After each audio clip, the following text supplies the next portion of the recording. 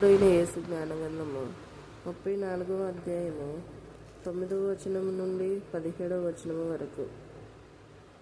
ప్రయాణములు చేసిన వానికి అనేక విషయములు తెలియను. అనుభవశాలి అర్థయుక్తముగా మాట్లాడును. కష్టములను ఎదుర్కొన్న వానికి కొద్దిగానే తెలియను. దేశాటను సల్పిన వానికి అనుభవములు పెరుగును. నా సంచారంలో నేను చాలా సంగతులు తెలుసుకుంటుని. మాటలలో చెప్పదగిన వానికంటే ఎక్కువ అంశములనే గ్రహించితిని.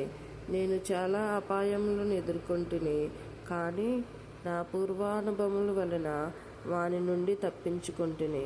దైవభీతి గలవారు జీవమును పొందుదురు. వారు నమ్మిన దేవుడు వారిని కాపాడును. దైవభీతి కలవాడు భయము చెందనక్కర్లేదు. ప్రభువు నమ్మిన గనుక అతడు పిరికివాడు కానక్కరలేదు. ప్రభువును నమ్మినవాడు ధన్యుడు. ఏ దిక్కు నుండి సహాయం లభించునో అతనికి తెలియను. దేవుడు తనను ప్రేమించే వారిని ఒక కంట కనిపెట్టి ఉండును.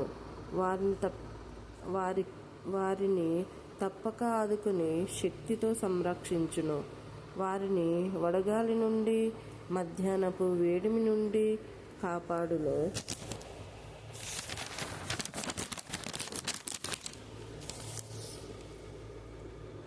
వారిని కాలుజారి పడనీయడు, నాశనమైపోనీయడు. వారికి సేద తీర్చి వారి కన్నులలో కాంతిని నెలకొల్పును. ఆయురారోగ్యములతో వారిని దీవించును. ఇది ప్రభువు వాక్కు.